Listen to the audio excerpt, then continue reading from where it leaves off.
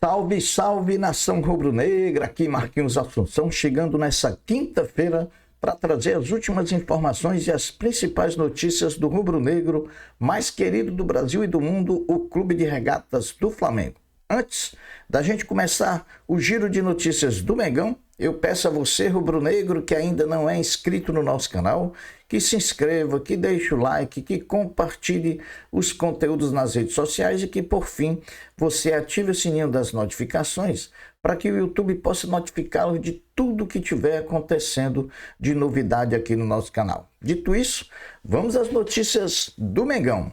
O Flamengo fez ontem à tarde / noite no CT Ninho do Urubu a sua última atividade em solo brasileiro antes do embarque aos Estados Unidos para disputar o Mundial de Clubes da FIFA, edição 2025. O diferencial dessa última atividade foi a presença completa de todo o elenco rubro-negro, incluindo aí os jogadores selecionáveis do Flamengo que estavam servindo suas seleções na data FIFA de junho.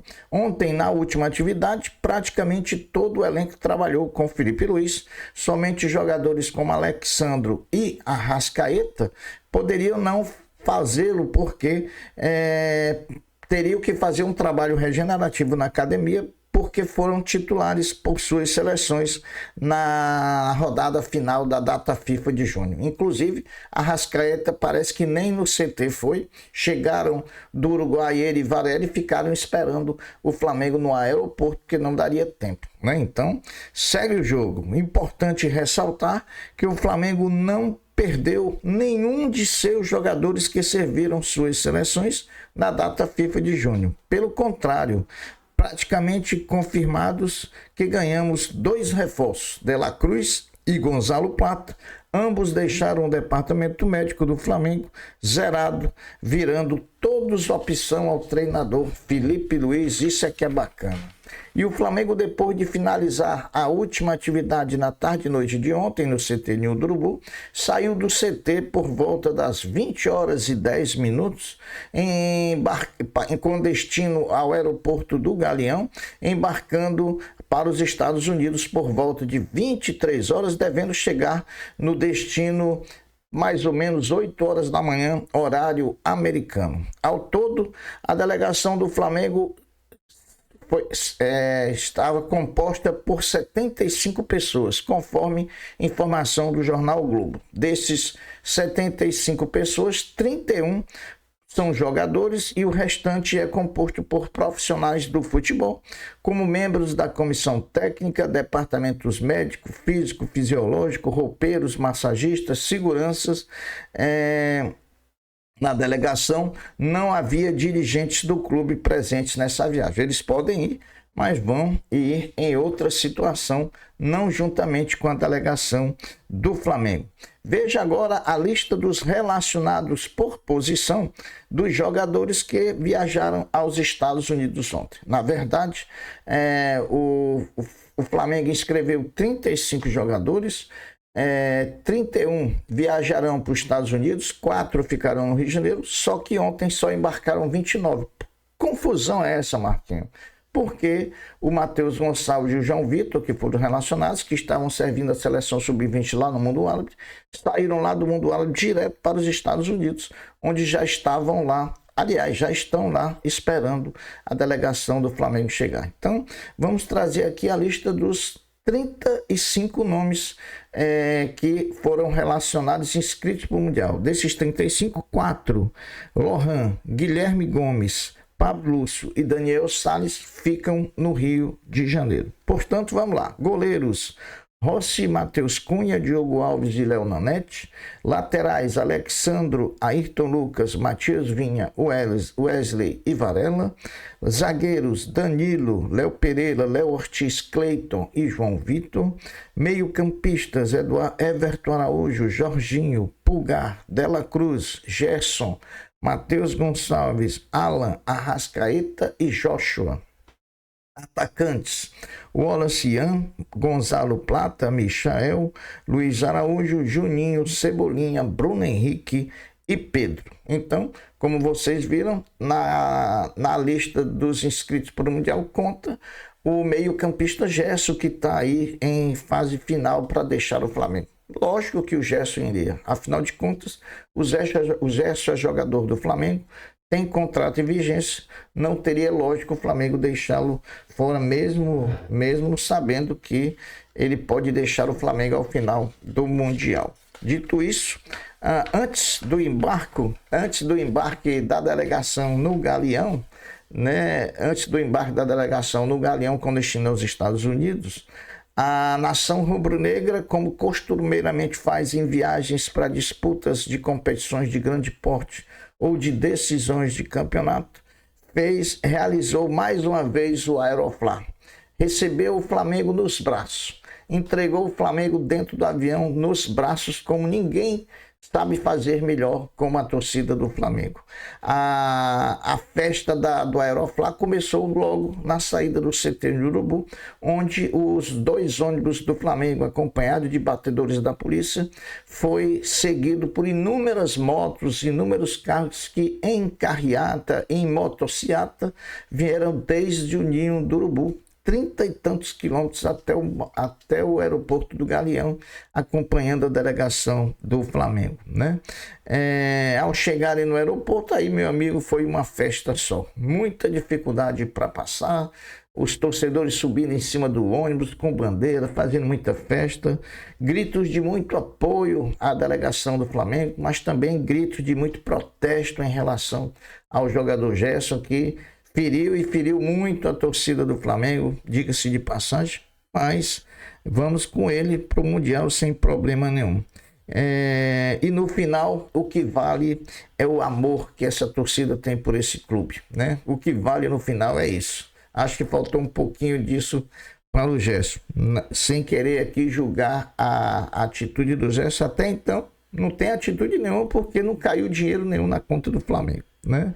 E podem ter certeza que a delegação rubro-negra sai daqui muito acreditada pela sua própria torcida, de que vai fazer um bom papel no Mundial de Clubes, do qual estreia na próxima segunda-feira, às 10 horas da noite, contra o Esperance de Tunis, da Tunísia. Meus amigos, ontem, dose dupla de Mengão em campeonatos brasileiros das categorias de base sub-17 e sub-20. E olha, o dia de ontem não estava bom para a categoria de base do Flamengo não, né?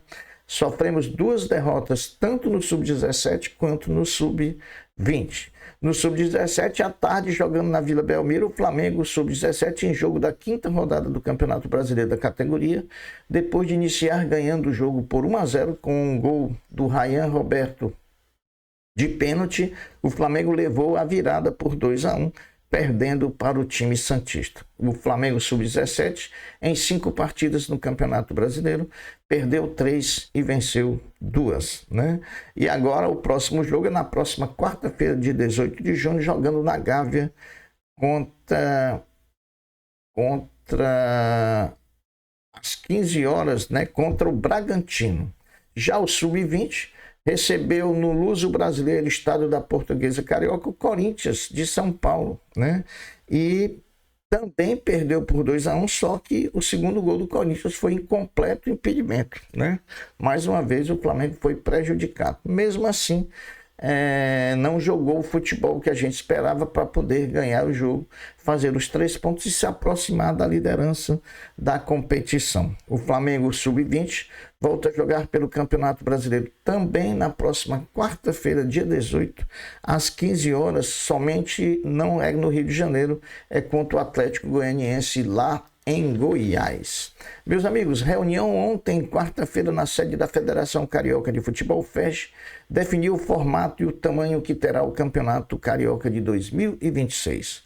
A Federação Carioca parte na frente e atende a uma solicitação / orientação do novo presidente da CBF, Samir Chaud, feita na sua posse, na necessidade dos campeonatos estaduais terem de reduzir os seus tamanhos. E a reunião produziu frutos.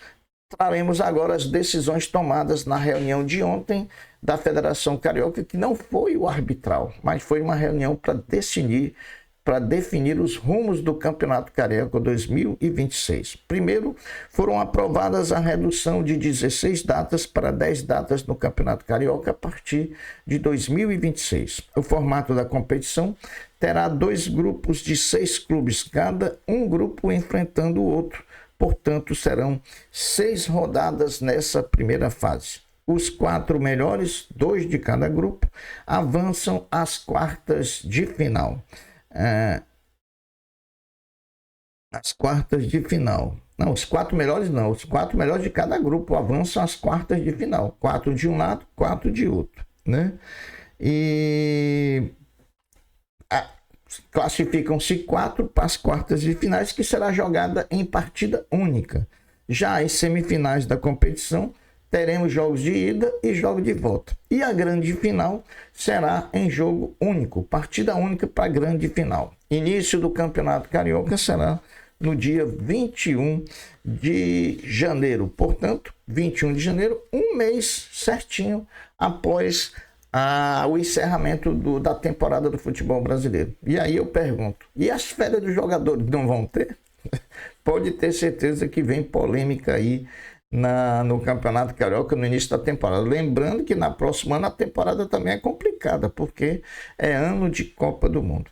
Vejam como ficou os grupos do Campeonato Carioca de 2026. No grupo 1, Fluminense, Vasco, Volta Redonda, Sampaio Corrêa, o primeiro grupo que subir da Série A2, e Portuguesa Carioca. No grupo 2, Flamengo, Botafogo, Madureira, Maricá, Boa Vista e Nova Iguaçu. Então, tá aí tudo do novo Campeonato Carioca que vai diminuir de tamanho. Meus amigos, o Flamengo anunciou ontem, quarta-feira, o desligamento de Antônio Canetti das funções à frente do Polo Aquático do Flamengo. Profissional que estava no clube desde 2001, colecionando conquistas e construindo um grande legado no polo aquático rubro-negro, que é referência no Brasil.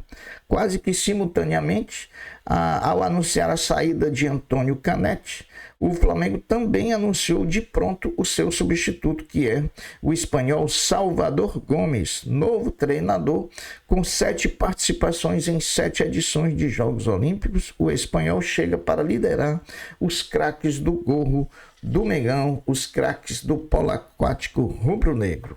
O Ministério Público do Distrito Federal apresentou ontem, quarta-feira, denúncia contra o atacante Bruno Henrique do Flamengo por fraude esportiva e estelionato. Agora cabe ao Tribunal de Justiça do Distrito Federal acatar ou não a denúncia e tornar os denunciados réus em um processo. Então, ainda tem agora mais um passo, né?